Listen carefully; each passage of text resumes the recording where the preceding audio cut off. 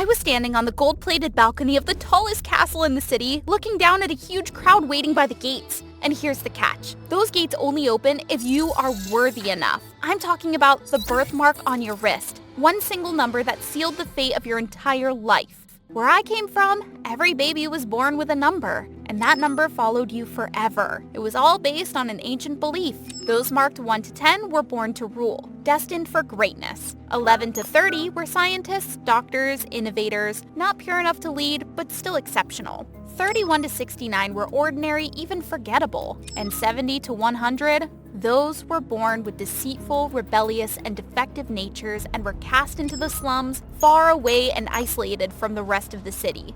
And that's the system that has kept this city running for generations. Neat, orderly, flawless. My family, the Valens, sits at the very center of it. The Valen Corporation, led by those blessed with the glorious number 1, controls the entire reproductive hospital network and national bioscience system. The place where every child is born and their number manifests.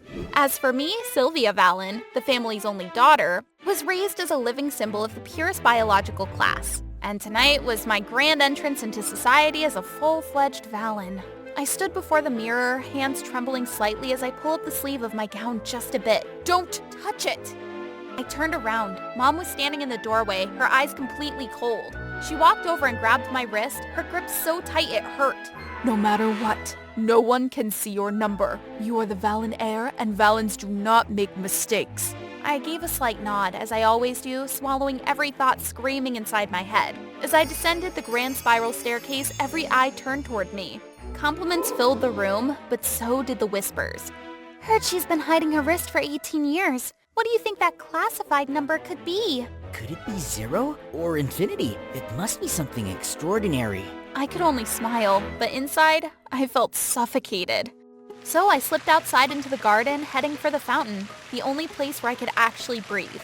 That's when a shadow suddenly dropped from a tree right in front of me. Good evening, my lady. Mind if I join you? Who are you? A thief? Relax, my lady. I'm Eris Flint. Fully authorized, numbers and all. Then why were you up in a tree? To avoid the crowd. You understand, don't you? Huh, didn't expect someone to get me like that. We started talking and Aries kept firing off jokes so stupid I couldn't hold it in. I laughed so hard that I lost my balance and fell straight into the fountain. Aries burst out laughing while I was soaked to the bone, face burning. But then his laughter stopped. He was staring straight at my bare wrist. You don't have a number? Stop right there! Do not move! A squad of guards rushed in like a storm. In a split second, they forced Aries to the ground. Let me go! I didn't do anything wrong! Don't deny it! Eris Flint, you are under arrest for falsifying your number from 100 to 10 and using that forged number to infiltrate this event. Wait, falsifying a number? How is that possible? Step back, Sylvia. That voice, it's my cousin, Cashin Valen, captain of the security force, the unbreakable shield of House Valen. Your responsibility is to maintain appearances and to keep your number classified, not to interfere with garbage disposal. Take him away. Under the weight of his authority, I fell silent. All I could do was watch as they clamp restraints onto Aries' wrist and drag him away beneath the cold, merciless lights. I was born without a number, the greatest taboo in the society. No number means no right to exist. To protect the family's reputation, my family built a facade claiming that I carried a classified number, an absolute level too sacred to be revealed. So they made me cover up, hide, live inside a gold-plated cage with no escape. But tonight, Aries Flint appeared like a variable. If he could alter a birthmark deemed untouchable, then maybe I still had a chance. So I pulled my hood tight, slipped out through the balcony, and made my way to the detention sector. There, I found Aries. Visiting a prisoner, my lady? I need to know, how did you change your number? So you can fill in the empty space on your wrist? That's illegal, you know? Not afraid of sharing a cell with me? I've been imprisoned my entire life, one way or another. Listen, if I get you out of here, will you help me? All right, let's get you that number. I pulled out my special Valen access card, but before I swiped it, no one can know my secret. Not a word. Please, who'd believe a number 100 inmate anyway? And just like that, the cell door slid open. Let's go, my lady. I'm taking you to Dr. K, the only person in this entire city who can rewrite fate. We slipped through the city's side routes, staying clear of security checkpoints and those creepy aerial surveillance drones. Just over an hour later, the city lights faded behind us, giving way to the patchwork sprawl of the slums ahead. Down here, the air was thick. Homeless people sprawled along the sidewalks. Children fought over scraps pulled from trash bins to turn into makeshift toys. Arguments erupted in the middle of the street, drunks stumbling out of the bar. This place is awful. Yeah? You can thank that dang number system for this. Hey, that system has kept the city running for generations. It reflects the social order, doesn't it?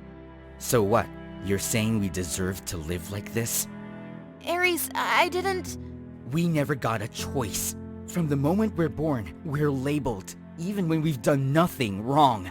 He stopped. His eyes were burning. So don't you dare lecture me about that stupid system! Aries, wait! I stood frozen in the middle of the ruined street. Everything suddenly felt dangerous. I kept my head down trying to slip by, but I accidentally bumped into a group of men. Easy there, sweetheart. Bet that purse of yours could feed us for a week. How about you share a little, huh? My heart pounded violently. No drones, no guards, no one to save me. Security here! You three, disperse immediately! A red beam flashed from a side alley. The thugs panicked and scattered in all directions. Only then did Aries step out, a loudspeaker in one hand, a red flashlight in the other. Thank God you came back! You really shouldn't leave that golden cage of yours alone. After that, Aries took me to where he lived. It was a small settlement pieced together from old shipping containers. As I sat down to wipe the bruise on my arm, a frail little girl approached.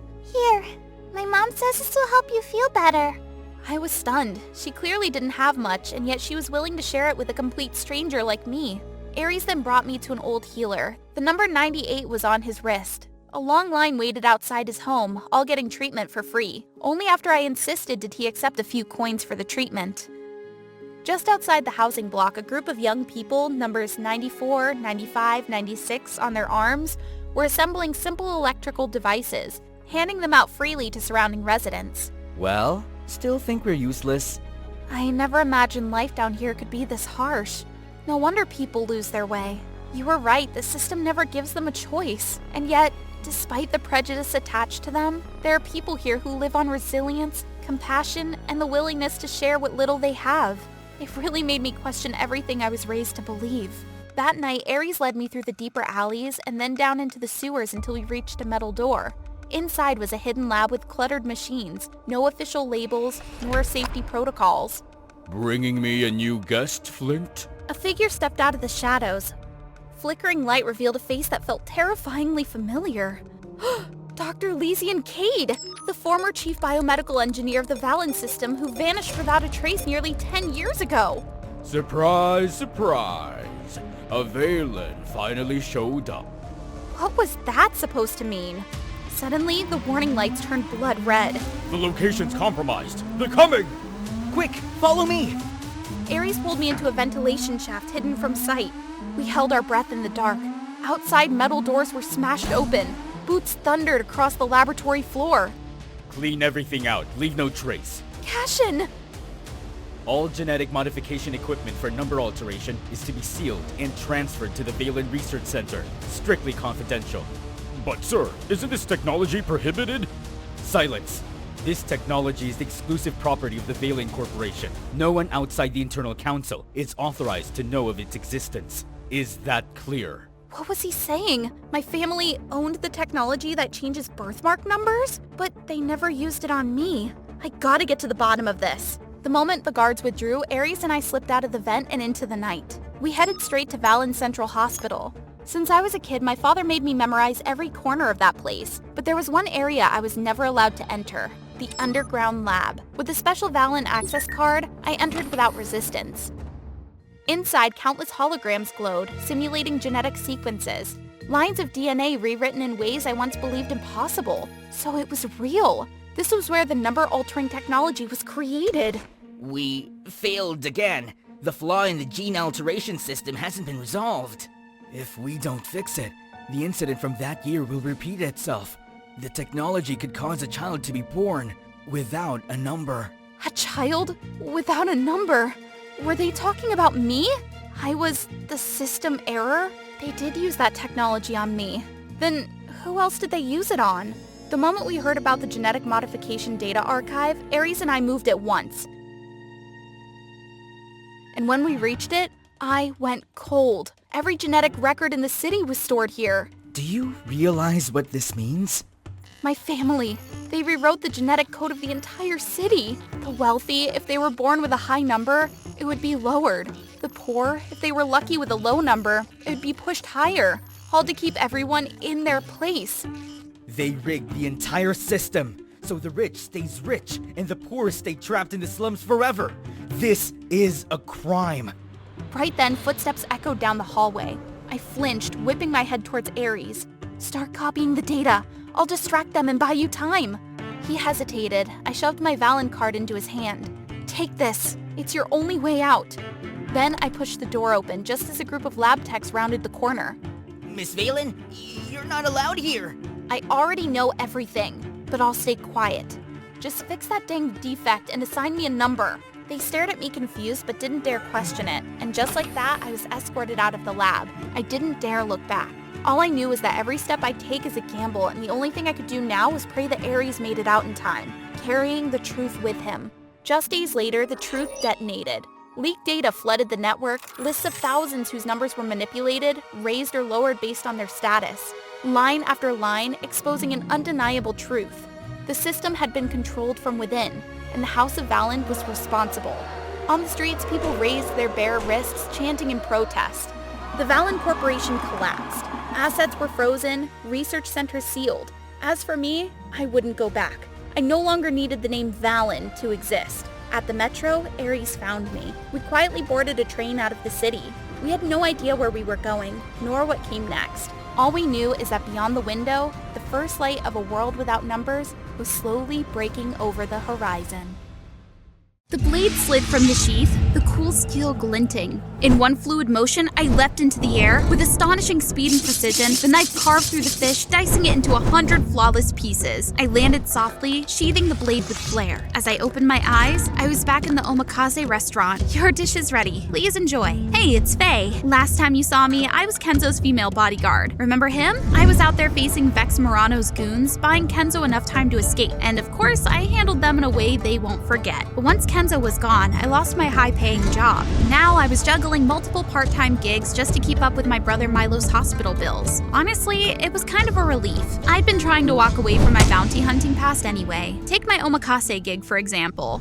Or the delivery runs. Sure, not as flashy as high-speed chases, but I still weaved through traffic like a pro. And waitressing? You'd think a cute smile and polite service would do the trick, but nope. Some folks even tried to skip out on the bill. Let's just say I handled it. He left a very generous tip, and it felt really good. Kenzo still crossed my mind sometimes. I even tried tracking him down, but there was no trace. Eventually I realized, the less I know, the safer it is for him. I had to let him go. Then, one day, an uninvited guest showed up at the restaurant, Vex Morano. I furrowed my eyes. The tray in my hand wasn't just for sushi anymore. I hurled it and his goons dropped before they even knew what hit them. Vex raised his hands in mock surrender. He knew better than to try me, so instead he made an offer. Tell me where Kenzo is. In return, I'll pay you. Enough to cover your brother's hospital bills, I bet. My jaw clenched. Just the thought of him knowing about Milo made my blood boil. But I wasn't stupid enough to trust this snake. I don't know what kind of game you're playing, but no! Don't you dare come near my brother again! Vex's grin twitched. He knew he'd lost this round. Later that night, I came home ready to call it a day. But then, a shock hit me. Right in front of my door, someone was slumped over motionless. Milo, clearly unaware of the danger, poked him with a stick. I shoved him through the doorway and slammed the door shut behind him. Then I turned back and flipped him over to inspect. That's when his eyes fluttered open. Faye! My heart stopped. That voice. Kenzo? He gave the slightest nod. Then his body went limp again. It took a full day before Kenzo finally woke up. Where have you been? What happened to you?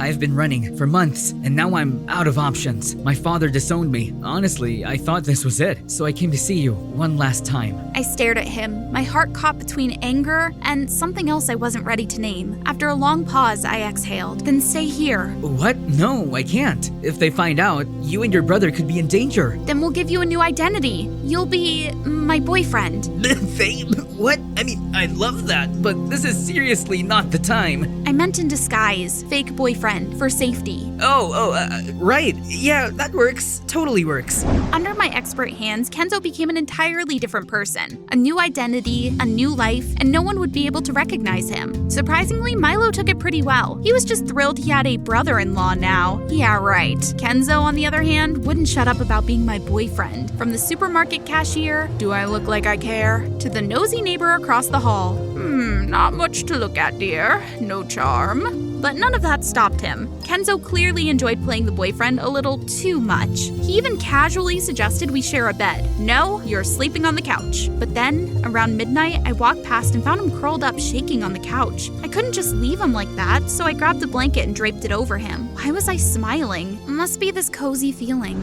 As the days passed, I noticed how much Kenzo had changed. The pampered air I once knew was gone. In his place was a man who cooked meals, not perfectly, but enough to make us laugh, tackled the laundry, and even helped Milo with his schoolwork. He took him to checkups and remembered Milo's medicine schedule better than I did. Sometimes, when things were quiet, I catch myself watching him. He moved so unpolished, so unpretentious. It was hard to reconcile this Kenzo with the one who had once glided through life with wealth and ease. It made me want to imagine this life with him, a life where we didn't have to hide, where things weren't so complicated. The two of us, and Milo, together, a family. One evening after my shift, Kenzo waited for me with a smile that made my heart skip a beat. He walked me home under the streetlights, but then I noticed something was off. Someone's following us. Must be one of Vex's goons. I led Kenzo into an alley, my mind racing, when Kenzo tightened his grip on my wrist. We need to distract him, right? I've got an idea. Before I could even ask, Kenzo had already pulled me close. My heart skipped a beat as he kissed me. For a brief moment, I surrendered to the kiss. The flutter in my chest silenced everything, even my sharp instincts. The guy trailing us paused, clearly unsure what he'd just walked into, then awkwardly turned and walked off. Worked like a charm, huh? I blushed. My heartbeat was still racing, but I couldn't let myself get careless. Vex was still out there, lurking. The next day, I started taking precautions. I went around the apartment, setting up cameras in hidden corners, enough to feel safer. Then, I called the one person I trusted most, someone who had been there with me through thick and thin. Leon arrived hours later, his usual stern expression more serious than ever. Faye, this has gone too far. You can't keep hiding him. If you want to keep him safe, you need to cut ties with Kenzo. For good. My chest tightened. I hated hearing it, but I knew he was right. The next few days were uncomfortable. Leon wasn't just watching us, he was practically living here now, monitoring every move Kenzo made. I couldn't blame him for being cautious, but Kenzo was getting visibly annoyed. Every time I came home, it felt like I was walking into a battlefield. Kenzo's face said it all. His frustration quickly turned to hurt. I wanted to comfort him, but it wasn't the time. I needed to discuss the plan with Leon. I had to make a decision. Vex wouldn't stop until he got what he wanted, and I needed them to think they were winning. When the coast was clear, I grabbed the phone and called the devil himself. It's done. I'll give you Kenzo, but only if you keep your word. I want the money for my brother's treatment. No games. There was a brief silence, followed by a low chuckle. You've got yourself a deal. Bring him to the docks, 8 p.m. sharp, and the money will be transferred. The line went dead. You did the right thing, Faye. I nodded. But then, a loud noise came out of the living room. We went out to check, and Milo was alone, pointing at the open door. Shoot, Kenzo must have heard everything. I quickly pulled up the tracker Leon had secretly placed on Kenzo and saw he was heading straight for the docks. What was he doing? Panic surged through me as I ran out. Leon, change of plan. I'm going after Kenzo. By the time I arrived, Kenzo was already walking toward Vex. I dashed forward and blocked his path. Kenzo, listen to me. I can explain everything, but right now, you need to get out of here. His face darkened. He slapped my hand away. Faye, Milo needs that money. I'll turn myself into Vex and get it for you. This time, I won't be a burden. Then he suddenly shouted, catching Vex's attention. The goons lunged to grab him, but I was faster. In self-defense, I hurled a crate into the fray. Some stumbled, but more kept coming. I had no choice but to fight back, relying on the skills I'd sharpened over years. The scene around us quickly descended into chaos. Faye, what the heck are you doing? Getting you out of here. I held on to him tightly, refusing to let go. We just needed to hold on until help arrived. Just as I was about to land another blow, FBI's siren cut through the docks. The criminals' faces changed to panic as they realized they were trapped. FBI here. You're under arrest. Agents swept in with military precision, taking down Vex and his goons. My pulse was still racing, but the danger was over. Kenzo stared at me, stunned. You really thought I'd hand you over to him? This was all a setup. I explained to him how the FBI had been tracking Vex for months, offering a $100,000 reward for any lead that could bring him in. And I knew if I played my cards right, I could flush him out, get him arrested. Kenzo would be free, and I'd get the money for Milo's treatment. Then why didn't you tell me? Don't you trust me? I should have. I thought I could protect you, keep you safe, but instead, I almost lost you. I'm really sorry, Kenzo. Promise me, no more secrets. We do everything together from now on, okay? I nodded, tears of happiness welling up. For the first time in a long time, I knew I wasn't fighting alone anymore.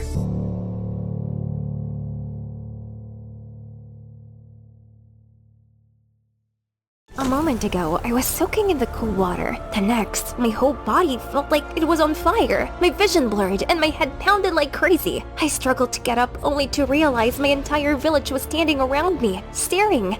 Her skin! I looked down at myself and absolutely freaked. Dad, Mom, what's happening to my skin? Somebody, help me! But all I got in return were terrified, confused faces. And that was the day my life changed forever. I'm Dakota, 17 years old, born in a secluded tribe deep in the mountains and dense forests. The jungle protected and fed us. To my people, it was a sacred force no one dared to disturb. But to me, it was a mystery, one I couldn't resist exploring. That's why I'd often sneak into the forest alone. But this time, I felt someone watching. Quickly, I hid behind a massive tree, waiting for them to get closer. Bill! Ah! That's what you get for stalking me. It was Jalen, our chief's son, always trying to prove himself to his dad. Every time I snuck into the forest, he'd rat me out. But first, he had to catch me. I took off running, leaving him in the dust. Then something caught my eye, a stunning flower right by the sacred lake. My parents always warned me to stay away from the water, but I mean, standing near it wouldn't hurt, right? I reached out. Hey, stop! Startled, I plunged straight into the cooling water, but I didn't know how to swim. So soon, everything faded to black. When I woke up, my body was burning up. The whole village had gathered, whispering. I sat up, groggy, only to freeze as I realized my skin was covered in blotches everywhere. I panicked and begged for help, but no one knew what to do. Jalen, you followed me into the forest. Tell them what really happened. She jumped into the secret lake for fun! That's why this happened! The village gasped. No, that wasn't true. This is a terrible omen. At those words, the crowd scattered, leaving me behind. That day, I made up my mind. I was gonna prove I wasn't some bad omen. If they just saw my heart, I knew they'd stop being scared of how I looked. And hey, the village had a big ceremony coming up. We had our target in sight, carefully approached it, and attacked. But everything went wrong. In the end, we came back empty-handed. It's all your fault! You touched the hunting tools, and now we're cursed! Get lost! Fine, I'd find another way to help. I gathered all the ceremonial outfits and took them to the river to wash. But weirdly, the colors bled together into this dull, messy gray. Oh no! Even the clothes are cursed by her! Panic spread. People grabbed the outfits and threw them into the flames, desperate to purify them from my so-called bad energy. I was just trying to help.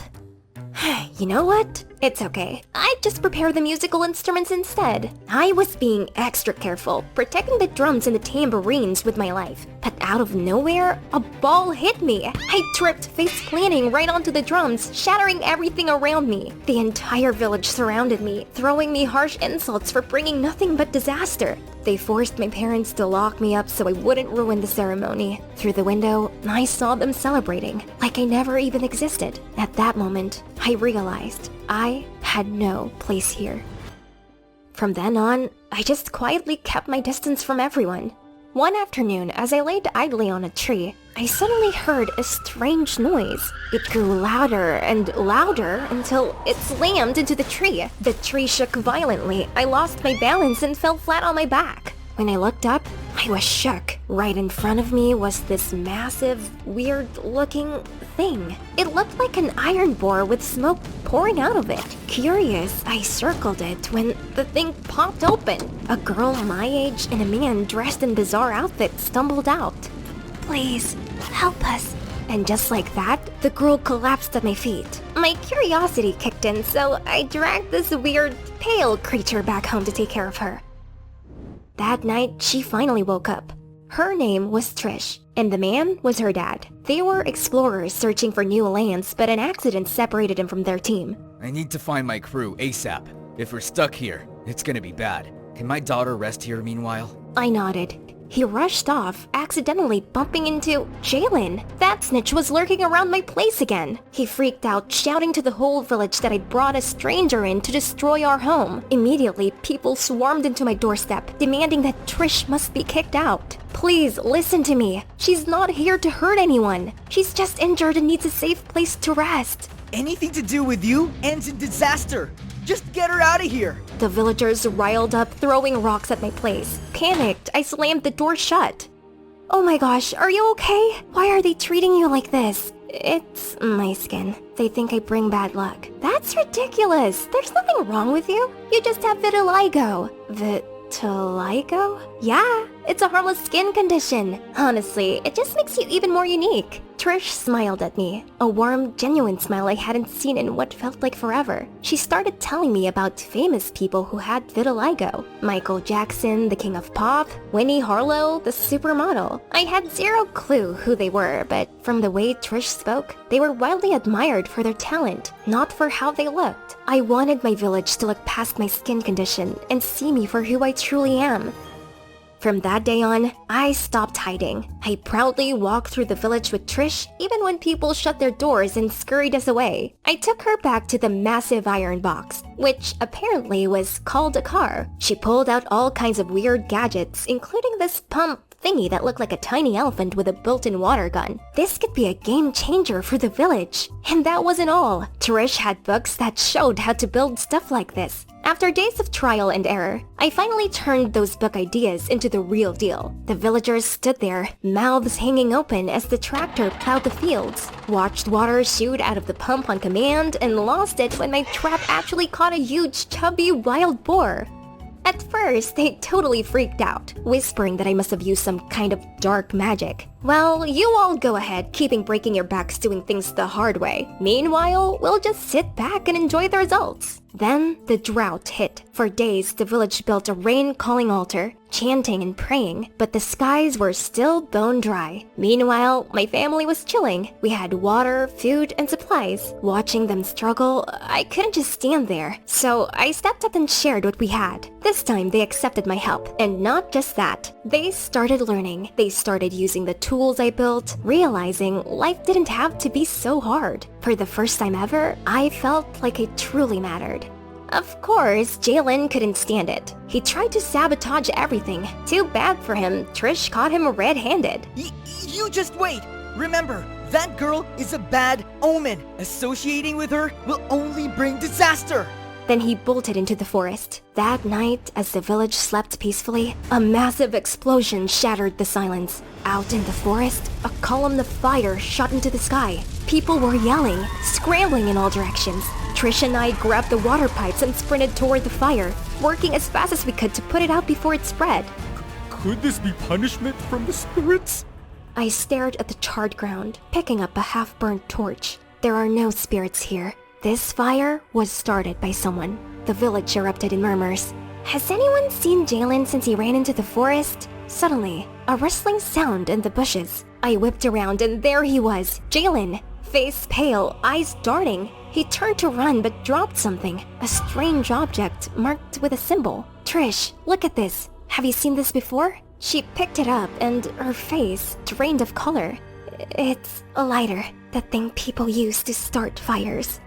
I held my breath. So, Jalen was the one who started the fire? But wait, where did he even get a lighter? I turned to Trish. She just stood there, head down, fists clenched tight. And right then, I knew there was only one person who could answer this. I couldn't sleep at all, kept tossing and turning until dawn, and that's when it hit me. Trish was gone, and so was the lighter. My heart nearly jumped out of my chest. I bolted outside, searching everywhere, and then I saw her, right at the edge of the forest. But before I could call out, a man came rushing in and snatched her up. I was just about to charge in when I froze on the spot. It was Trish's dad. Hold still, sweetheart. I'm getting you out of here. Trish fought back, pounding her fist against his back. With a pained grunt, he let her go. Tell me the truth, Dad. What are you really planning for this forest? Ha! What nonsense are you talking about? This is yours, isn't it? Your signature is carved into it. You gave it to Jalen. You told him to set the fire. I went rigid. My blood boiled as Trish's dad let out a slow, dangerous smirk. Smart girl. But you're wrong. I don't just want to burn the forest. One way or another, I'm leveling it. A luxury resort right here. Smack dab in the middle of untouched nature. We'll make millions, Trish. Millions! His greedy laughter drove me insane. I lunged forward, ready to grab him, but suddenly, I felt something tighten around my leg. A snake! It had wrapped around me without me even noticing. I crashed hard onto the ground. Startled, the man jumped into his car and sped off, leaving his own daughter behind. Dakota, are you okay? I'm fine, but we need to stop him, now. If we don't, this entire forest is doomed. You're right, we don't have much time. We followed the tire tracks straight to Trish's dad's base. Right in front of us, massive machines lined up in rows, covered in grease, spewing thick black smoke into the sky. How do we stop all this? I started thinking when I heard footsteps. I yanked Trish and we slipped into one of the machines, holding our breath. Inside, buttons, wires everywhere. Ho, ho, ho, I've got an idea. We ripped out wires, swapped parts, and did the same to every machine we could get our hands on. Then, we snuck away, grabbing a few souvenirs on the way. A big surprise is coming for these forest destroyers. The next morning, the machines lined up, ready to bulldoze their way into the jungle. With my entire village behind me, I stepped forward, blocking their path. Turn back, or face the wrath of the forest god. Cut the nonsense, Brad. Move. Engines roared to life, and then, one by one, the machines started coughing up thick black smoke. Wheels spun out of control, steering systems glitched, metal beasts slammed into each other. In seconds, the entire operation was scrap metal. What the heck just happened? Karma, that's what. His face twisted with rage. With a furious growl, he and his men stormed into the forest. But the deeper they went, the darker it got. The air turned icy cold. Wind howled through the trees, and then a deep, booming voice shook the forest. Who dares to trespass my sacred land? Who are you? Show yourself! Silence!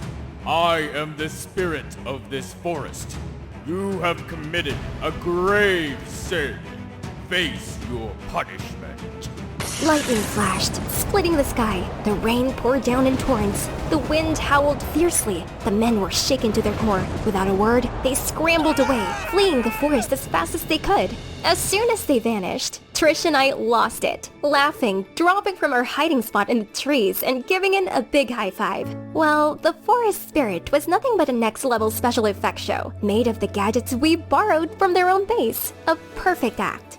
Finally, I was honored by the villagers as a hero who protected the forest and safeguarded our homeland. From now on, I promised to use my knowledge to help our village thrive. Cheers and applause erupted everywhere. But what made me happiest was that I didn't have to fight alone. Trish decided to stay. She'd fallen in love with this land and wanted to be a part of it. As for her dad, they'd cut ties. And maybe that was for the best. A feast was held, the whole village celebrating wildly under the blazing firelight. But right in the middle of the festivities, Jalen suddenly appeared. Please, give me one more chance.